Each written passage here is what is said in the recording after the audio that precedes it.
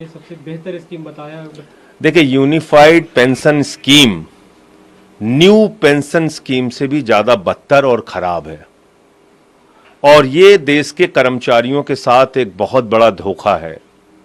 और इस pension scheme से आपने देश के अर्धसैनिक बलों को निकालकर बाहर कर दिया। वो इस दायरे में नहीं आएंगे। देश के पैरामिलिट्री फोर्सेस इस दायरे में नहीं आएंगे क्योंकि उनकी 25 साल की सर्विस होती ही नहीं।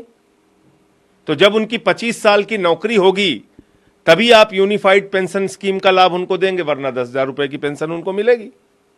दूसरी बात इसमें क्या है कि जब से आपने अपनी नौकरी शुरू की, मान लीजिए आपने 40 साल नौकरी की, तो हर महीने आपका 10% सैलरी से कटेगा पेंशन के नाम पे, और उसके बाद पूरा पैसा सरकार अपने पास रख लेगी। मान लीजिए 1 लाख की सैलरी है, 40 साल आपने नौकरी की, कभी 2 लाख होगी सैलरी आगे बढ़ के आपकी, कभी 3 लाख होगी। जितना पैसा आता है 10% के हिसाब से वो पूरा का पूरा पैसा सरकार रख लेगी अपने पास। उसके बाद क्या करेंगे? अंतिम के 12 महीने जो हैं उसका एवरेज निकालकर 6 महीने की तनख्वाह आपको कैश में दे देंगे और फिर ये कह रहे हैं कि एवरेज सैलरी निकाल के आपको आधा पेंशन देंगे। पहले तो आपने एक बहुत बड़ा अमाउंट कर्मचारियों का मार लिया, लाखों रुपए जो अपनी पूरी जिंदगी में उनकी 10% कटौती के नाम पे इकट्ठा होगा।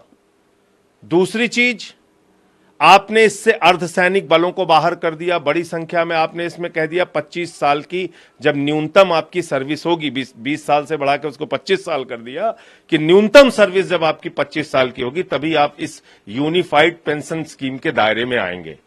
तो कुल मिलाकर ये एनपीएस से भी ज्यादा बदतर यूपीएस आया है और देश के कर्मचारियों के साथ एक बहुत बड़ा धोखा मोदी सरकार ने किया है, जिसको इस देश के कर्मचारी समझते हैं और इसका जवाब वो देंगे। आप लोग अभी भी ये मांग कर रहे हैं कि ओपीएस बहाल किया जाए।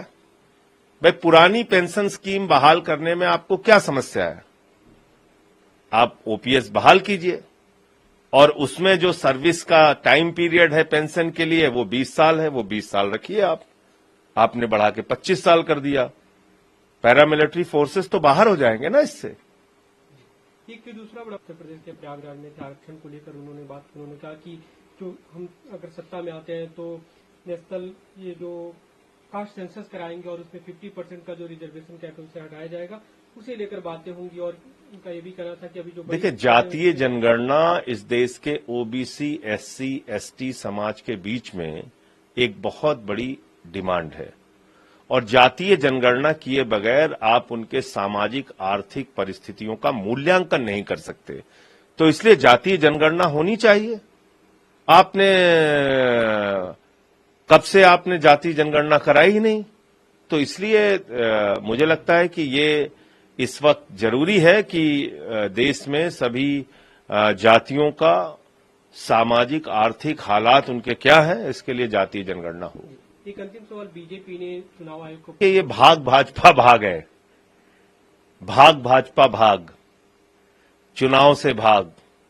ये तो पूरे देश का चुनाव एक साथ कराने की बात करते हैं। 1 नेशन 1 इलेक्शन, 4 राज्यों का चुनाव एक साथ नहीं लड़ पा रहे हैं भाजपाई, और चुनाव आयोग को लिख रहे हैं कि साहब हमको हरियाणा में चुनाव चूंकि भाजपा हार रही है इसलिए कह रहे हैं हमें भागने दो। तो मुझे लगता नहीं कि चुनाव आयोग उनको भागने देना चाहिए। बाकी तो चुनाव आयोग जिस तरीके से काम कर रहा है हम लोग जानते ही हैं। भागने नहीं देना चाहिए भाजपाइयों को 1 अक्टूबर के